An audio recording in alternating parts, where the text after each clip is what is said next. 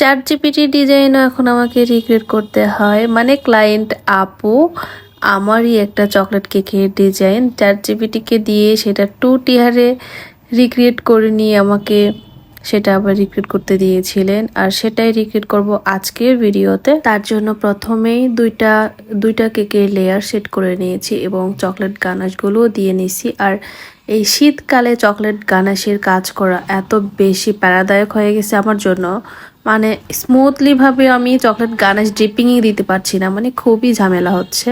তো যাই হোক, আমি তো গানাশের ড্রিপিংগুলো দেওয়ার পর কেকের একটা খুব সুন্দর একটা কাপ কেক উপরে সেট করে দিয়েছি। আর অনেকগুলো কিছু চকলেট আমি বানিয়ে নিয়েছিলাম, তারপর কিছু কয়েন চকলেট, তারপর ছোট ছোট এই যে রাউন্ড রাউন্ড যে চকলেটগুলো এগুলো দিয়েছি বেশ অনেকগুলো।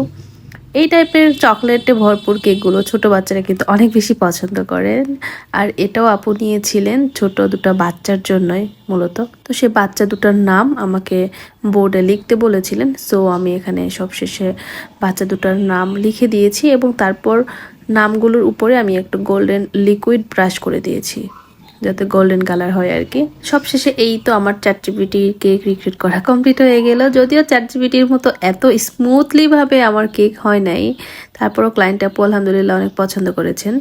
আর আমারও ভালোই লাগছিল, খারাপ লাগছিল না, কারণ চ্যাট জিপিটির ওটা তো হচ্ছে এডিট করা, ওদের মতো তো মানে ওটার মতো তো আর সেম টু সেম পসিবল না।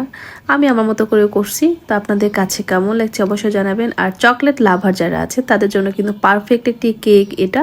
তো আপনাদের মধ্যে কে কে চকলেট লাভার আছেন অবশ্যই কিন্তু কমেন্ট করে জানাবেন, দেখি কে কে চকলেট লাভার আছেন আপনারা। সবাই ভালো থাকবেন, আল্লাহ হাফেজ।